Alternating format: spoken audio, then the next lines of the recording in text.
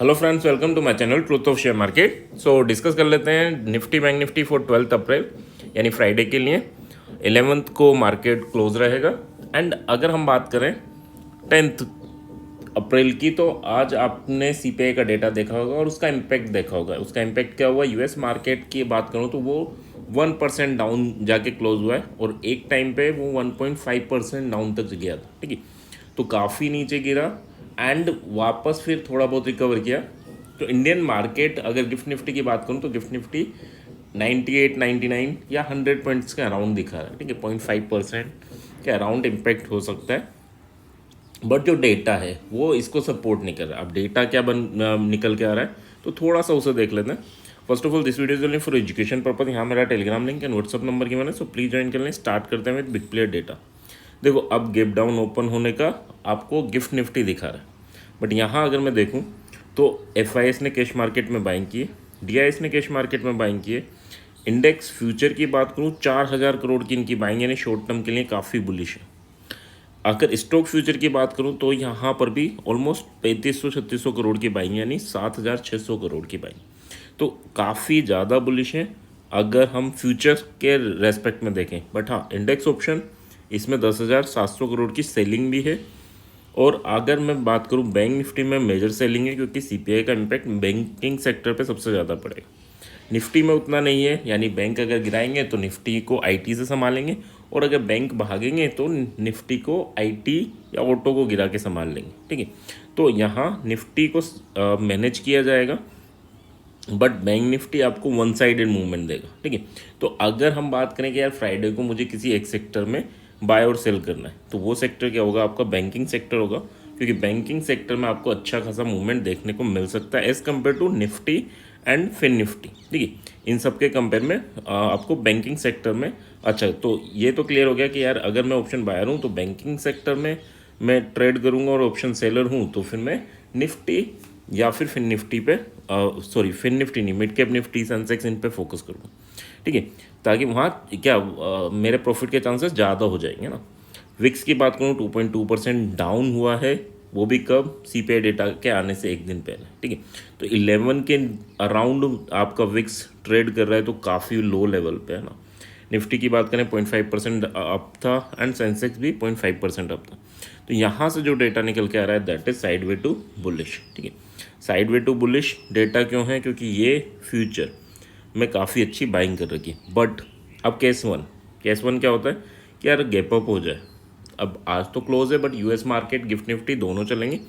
तो यहाँ पर अगर हम बात करें कि यार बड़ा गैप अप हो जाए, तो फिर क्या होगा? देखो, फिर ये प्रॉफिट बुकिंग आएगी और फिर मेजर प्रॉफिट बुकिंग आएगी।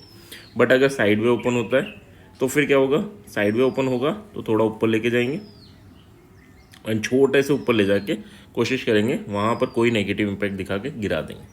थर्ड कि यार ग्लोबली अगर हमारा यूएस मार्केट नहीं उठा तो फिर क्या होगा? गैप डाउन ओपन कराएंगे, फर्स्ट कैंडल में कोशिश करेंगे जो आज की क्लोजिंग है वहाँ ऑलमोस्ट वहाँ लेकर आए एंड अपने छोटे से लॉस में अपनी पोजीशंस को क्लोज करें, बेयरिश पोजीशंस बनाएं और फिर वहाँ पर बड़ा प्रॉफिट लें। तीन टाइप की सिचुएशंस हैं। गैप अप हुआ तो प्रॉफिट बुकिंग आएगी, गैप डाउन हुआ तो बाइंग आएगी एकदम सडन, एंड वो कोशिश करेंगे ऑलमोस्ट आज के लेवल यानी वेंसडे के लेवल तक लेके आए या उसके अराउंड तक लेके आए, छोटे से लॉस में एग्जिट करें और बियरिश पोजीशन बना के फिर गिराएं। ठीक है, तो ये सारी पॉसिबिलिटीज़ हैं। तीनों पॉसिबिलिटीज़ का ध्यान रखना, किस वे में मार्केट ओपन होता है उस वे में रिएक्ट कर सकती हैं। तो नेक्स्ट बात कर लेते हैं चार्ट की। चार्ट क्या इंडिकेट कर रहा है? चार्ट काफ़ी हाई पर क्लोजिंग हुई है एंड यहाँ पर अगर 765 का लेवल 22,765 अगर ये टूटता है तो 835 एंड 920, ठीक है, यहाँ तक जाने की चांसेस रहेंगे। एंड यहाँ पर आपको 735 का एसएल लेके चलना है। 695 अगर ब्रेक होता है नीचे तो 615 एंड 535 ये लेवल आपको देखने को मिलेंगे। यहाँ पर भी आपको 735 का एसएल लेके चलना है। अब बात कर लेते हैं कल के लेवल की, यानी बैंक निफ्टी की। अगर आप मेरी वीडियो देख रहे हैं तो मैंने क्लियरली ये लेवल मेंशन किया था 49049, एग्जैक्टली उसी को टच किया एंड वहाँ से रिवर्स हुआ है। तो अब कल के लिए क्या पॉसिबिलिटीज़ है? देखो, अगर ये टूटता है तो 49420 तक के लेवल आपको देखने को मिलेंगे और ये भी टूटेगा तो 730 तक। ये याद रखना, यहाँ पर हमें प्रॉफिट बुक करनी है, ये लेवल्स मेंशन्ड है ना। नेक्स्ट बात कर लेता हूँ कि यार अगर नीचे कब जाना है या फिर हमें बियरिश कब होना है, तो 48,800 अगर टूटता है तो 48,560 एंड 48,180 तक के लेवल देखने को मिलेंगे। दोनों जगह अगर मैं बात करूँ तो 920 का आपका एसएल रहेगा फॉर सेलिंग साइड एंड 900 का 48,900 का आपका एसएल रहेगा फॉर बाइंग साइड। ठीक है, so that's your hard SL. Next बात कर लेते हैं हम, so that is our option chain. Option chain क्या इंडिकेट कर रहा है, तो 22,750 के अराउंड क्लोजिंग हुई है एंड यहाँ से मैं देखूँ तो देखो 22,700 आपका रेजिस्टेंस है, बट 750 तो रेजिस्टेंस ही है, बट 700 भी रेजिस्टेंस है एंड यहाँ पर 700 सपोर्ट भी है। तो एक बार तो थोड़ी प्रॉफिट बुकिंग तो आएगी जो जहाँ से ये 700 तक जाएगा, उसके बाद डिसाइड होगा कि ये ब्रेक करके नीचे जाएगा या फिर यहाँ से बाउंस करेगा। तो फर्स्ट तो ये है कि हाँ 700 तक जाने के काफ़ी हायर चांसेस हैं। कितने परसेंट? 70-80% चांसेस हैं कि 22,700 तक तो जाए, है ना। अब नेक्स्ट बात कर लेते हैं यार, मेजर रेजिस्टेंस क्या है, तो 23,000 का मेजर रेजिस्टेंस है, क्योंकि 25 लाख यहाँ पर ऑप्शन राइटर बैठे हुए हैं जो कि 18 अप्रैल का है। नेक्स्ट अगर हम मेजर सपोर्ट की बात करूँ तो 22,500 अभी मेजर सपोर्ट है, यानी अगर 22,700 टूटता है तो 500 तक जाने में कोई दिक्कत नहीं है, बट 500 अब मेजर सपोर्ट है, 500 नहीं टूटना चाहिए तो कोई दिक्कत नहीं।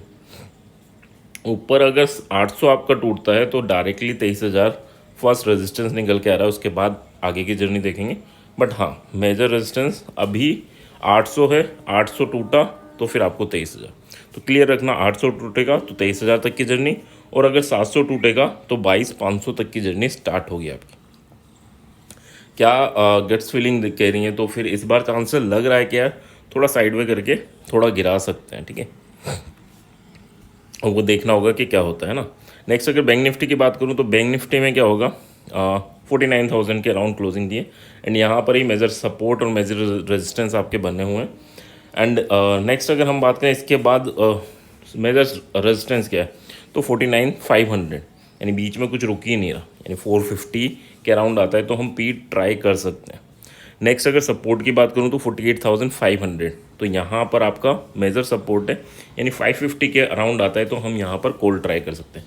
बट है ये क्लियर रखना कि यार 100 पॉइंट का एसएल एंड 300 पॉइंट के टारगेट, 250 to 300 पॉइंट के टारगेट। जैसे 100 पॉइंट आपके डायरेक्शन में आ जाता है तो फिर आपको कुछ नहीं करना, आपको एसएल को शिफ्ट कर देना कोस्ट टू कोस्ट। फिर 100 पॉइंट जाता है तो फिर आपको एसएल को शिफ्ट कर देना 100 पॉइंट के बेनिफिट में एंड नेक्स्ट 100 या 50 पॉइंट पे आपको बुक कर लेना। तो इस वे में आपको ट्रेल भी करना है, ठीक है। सिमिलर वे में 49,500, 49,500। तो आई होप यहाँ चीज़ें क्लियर होंगी। केवल यहाँ पर हम पुट के चांसेस ले सकते हैं एंड यहाँ पर हम कॉल के चांसेस ले सकते हैं।